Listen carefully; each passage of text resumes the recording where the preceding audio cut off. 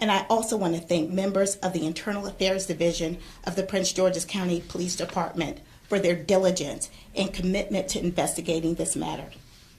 I also want to acknowledge my partner and our chief, Malik Aziz, and the county administration for their commitment to running an effective and professional police department that is responsive to the needs of our community and that represents the best in our community.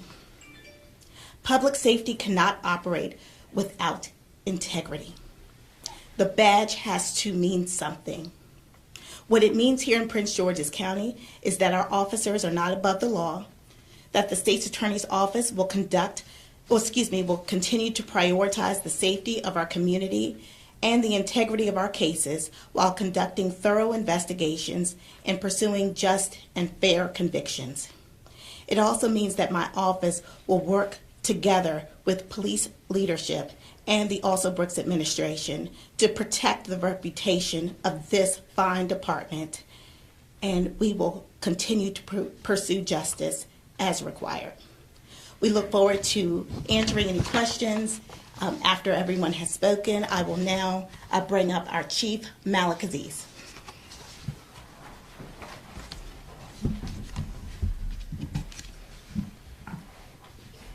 Today, a Prince George's County grand jury indicted 13 current Prince George's County police officers and one recently retired police officer on charges of misconduct in office with felony and misdemeanor theft charges. The officers are accused of working secondary employment positions with a private security company while also on duty with the police department. The company provided security at more than 20 apartment complexes in the county. The officers are also accused of providing false information to the apartment complexes to justify the continued hiring of the security company. The misconduct in office is alleged to have taken place between January 2019 to March 2021. In February 2021, the Prince George's County Police Department's Internal Affairs Division received an internal complaint regarding potential wrongdoing by several of the involved officers. The Internal Affairs Division opened an extensive investigation into the allegations and identified additional officers who could potentially be involved. As the investigation progressed, the police powers of the involved officers were suspended beginning in April 2021. All of the involved officers were assigned to the Special Assignment Teams of Landover 3 and Westphalia 8 patrol divisions, which were proactive saturation teams under the Bureau of Patrol. This is truly a disheartening day for the men and women who represent the very best of Prince George's County Police Department. All people, including officers, retain the right of due process under the law. Yet the allegations on this large group of officers are deeply troubling. If the allegations are proven true during the judicial process, their actions not only tarnish the badge we all wear proudly, but also erode the community's trust. I want to stress to our supportive community that this investigation originated within our agency. Wherever we become aware, or whenever we become aware of potential misconduct, we thoroughly investigate, and if needed, we deliver the case to the state's attorney's office for possible criminal charges. That's exactly what happened in this situation. We remain on a road to restore our noble and trusted police brand that offers a professional police service to our community. We have implemented a philosophy of trust, fairness, and equity that our residents demand and deserve.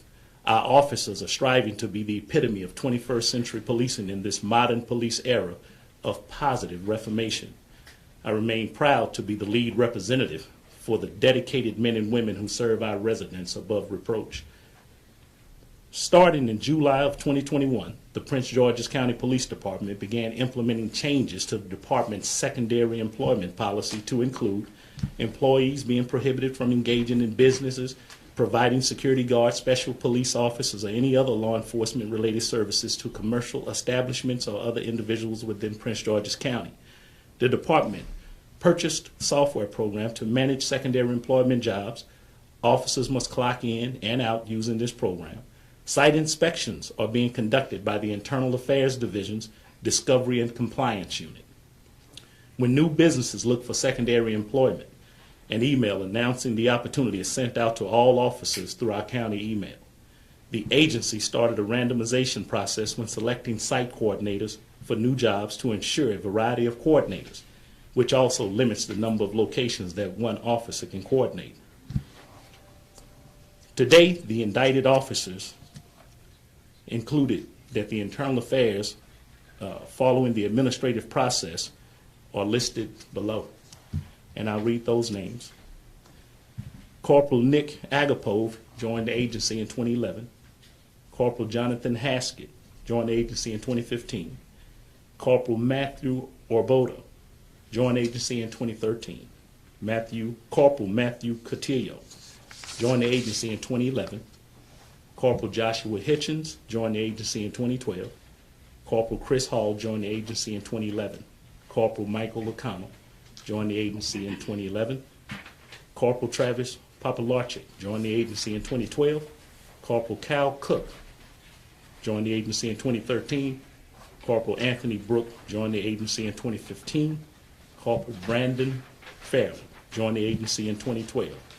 Police Officer First Class Christopher Oliver joined the agency in 2016. And Police Officer First Class John McIntosh joined the agency in 2016. Retired Corporal James Lubansky joined the agency in 2012. This remains an ongoing investigation.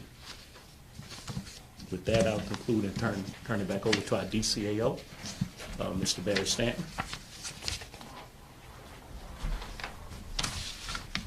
Good afternoon.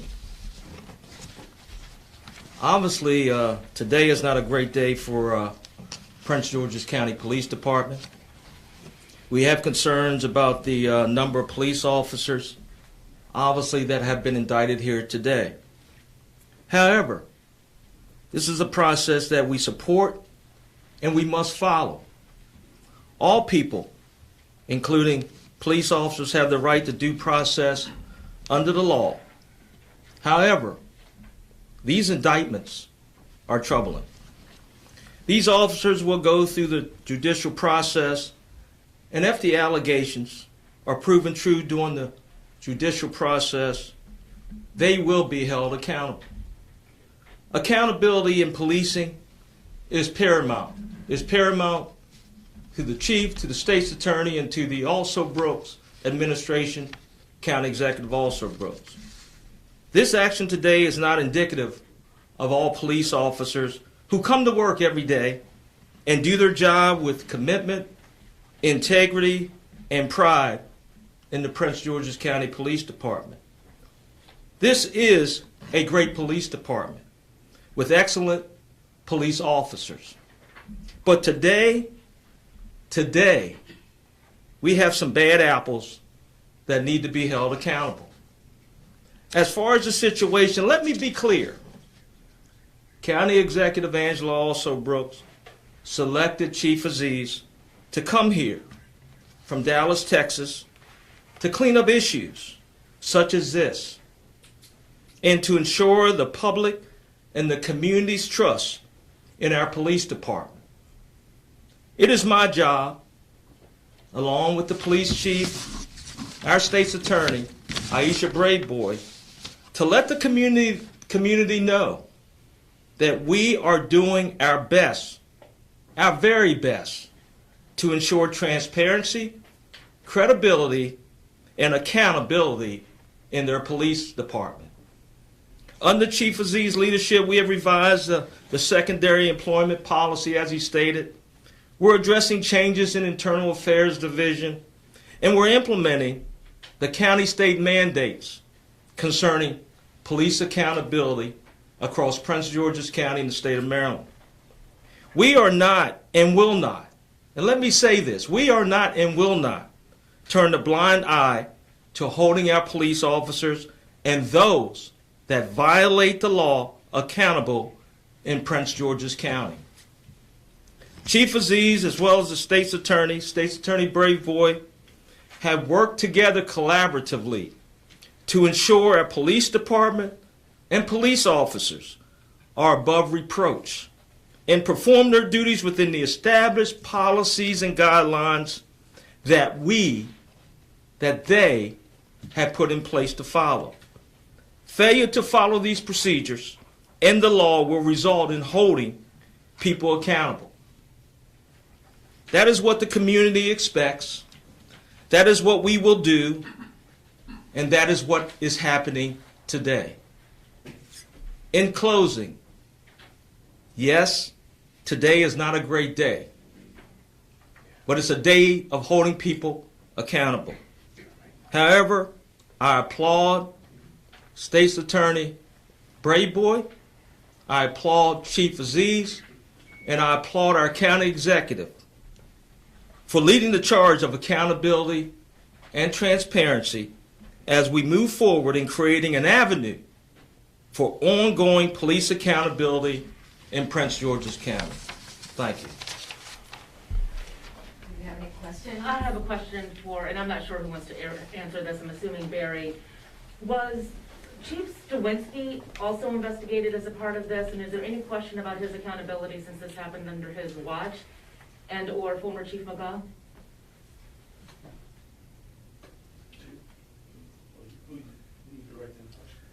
You know, I can tell you from my perspective, I had no knowledge of that at this point. Anybody else know if they're being Repeat what he said. There's no knowledge that has come to me, no information that has come to me to suggest that. And Chief, I had a question for you. You were saying that officers who were involved in this reported the activity that they were allegedly involved in? Yes, to stress that point, this was brought forth with us internally, not externally. Whenever we have officers who step up, who may realize that some wrongdoing is occurring or may be occurring, then they took that complaint forth to our Internal Affairs Division, who promptly started an internal investigation. So it was started internally, which is a positive for the police force. But are we saying that they weren't aware that they were double dipping or allegedly double dipping? Or I understand your question. Yeah, the investigation resulted in part through a separate investigation that was investigated federally, indicted federally. The results of that investigation led to additional information about officers who are in the department, and the Internal Affairs Department followed up on those leads and investigated them and then turned them over to us. I got it. So you're not saying that the officers who were indicted turned themselves and other officers in? No. Okay, thank you. Thank you for clarifying. Thank you. So did someone mention that they were working at the complexes and departments while they were on duty with the police department at the same time? Did I hear that correctly? I can answer that. Yeah, and that is the basis of some of the allegations, that they were working while on duty with Prince George's County, working for complexes through their secondary employer as well. There was also mention of changing police records, documents, something along those lines. The records in question, and we don't want to get too much into the specifics of the case. On duty were happening. So those weren't arrest records; those were records that were provided to their secondary employer. I have to ask the question about culture here, and I would like the chief to address this. It is my understanding that this was an open secret in the department for years that this had been going on. What are your feelings about where the culture of this department stands now? Well, I haven't heard that, if it was an open secret. What I will say, from this point of view, coming into this department some 18 months ago, I am, for officers who step forward, who see wrongdoing or alleged wrongdoing and report it, that right there is something that we support.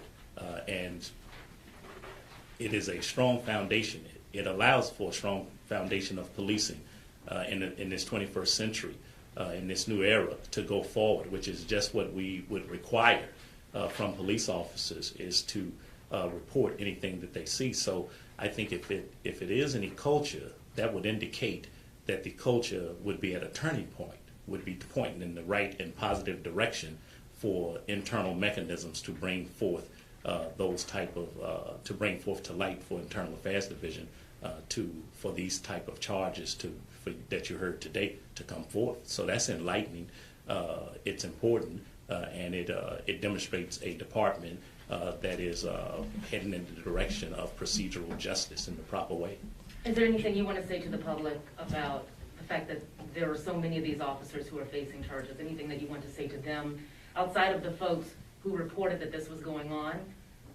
Is there anything else you want to say that will ensure them to believe that there is a change in the shift in the culture? I think our residents have shown throughout many surveys throughout the county, through my interactions with our residents that we've, in many community walks or town halls or youth talk, that they have a real belief in their police department, that the police department is a representative of them, their values, and we're giving them the professional police services that they have demanded, that they deserve, and that they can respect. So I want to say to our community, this police brand, a trusted police brand, and this badge that we wear, that we represent the best of policing, and our men and women who will go out every single day and do this job with countless interactions, thousands of interactions per year, that they do it right, and they deliver that type of service to our community, and our residents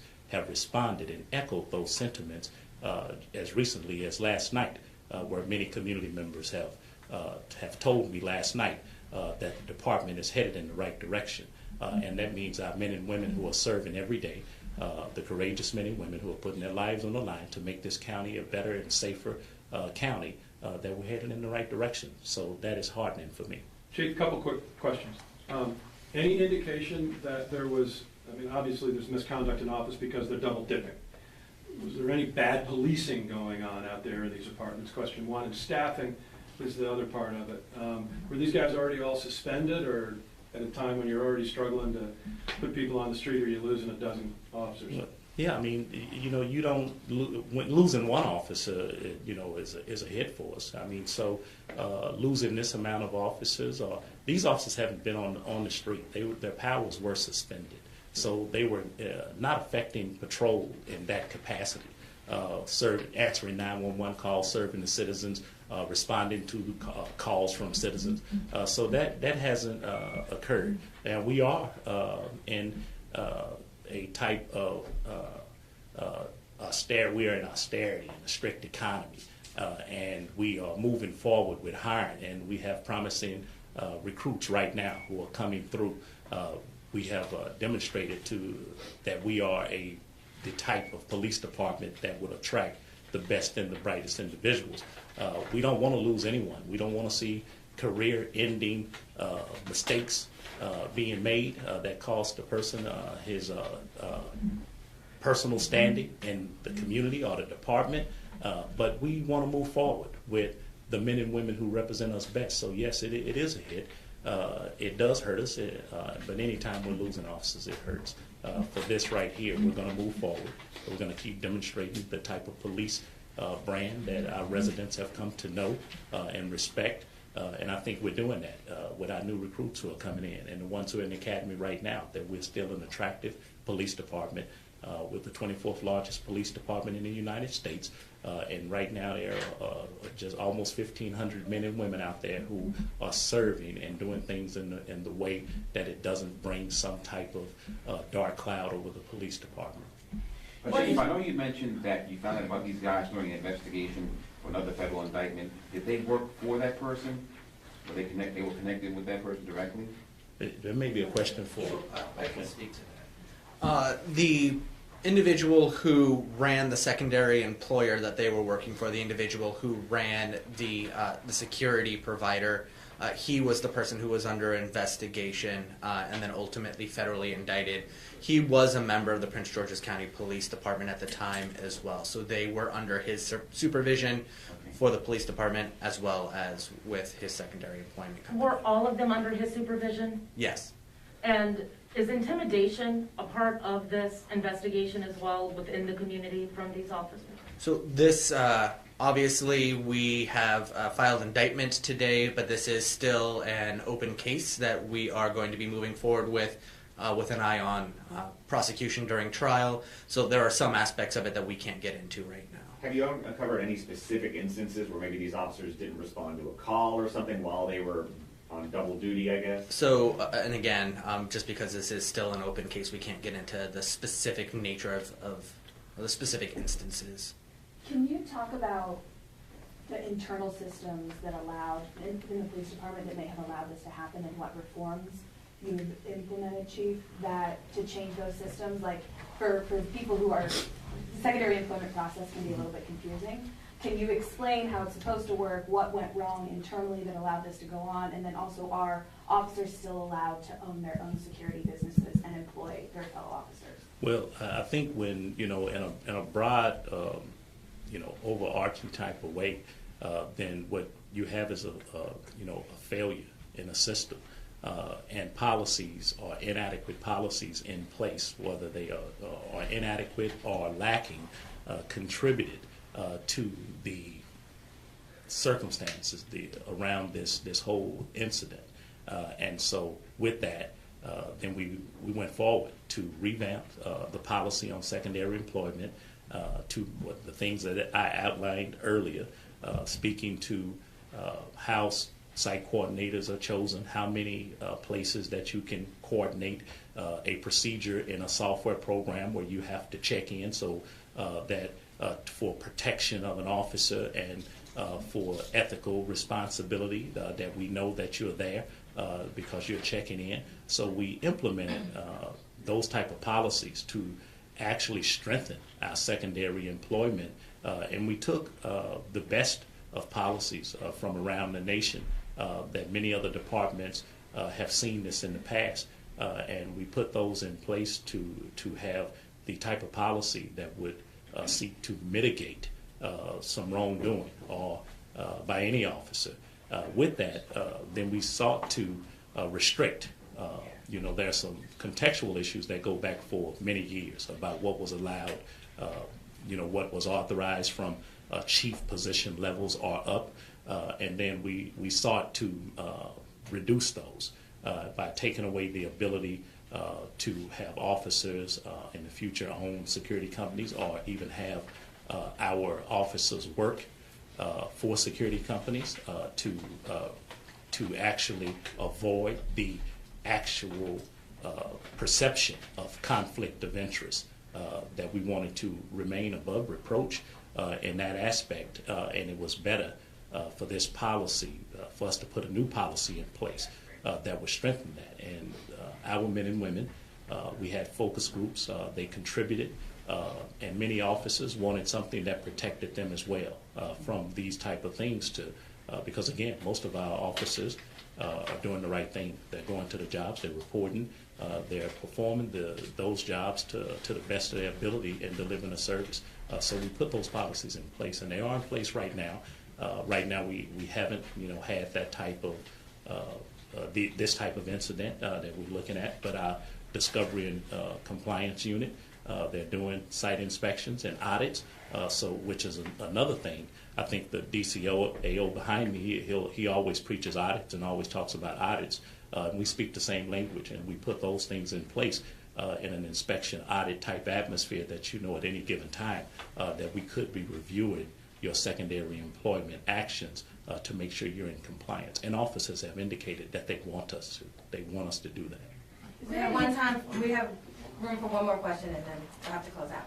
Is there any indication that there were police leadership involved in overlooking or not adequately monitoring what was going on through the Office of Secondary Employment? So at this time, we don't have any evidence to suggest that it went beyond that.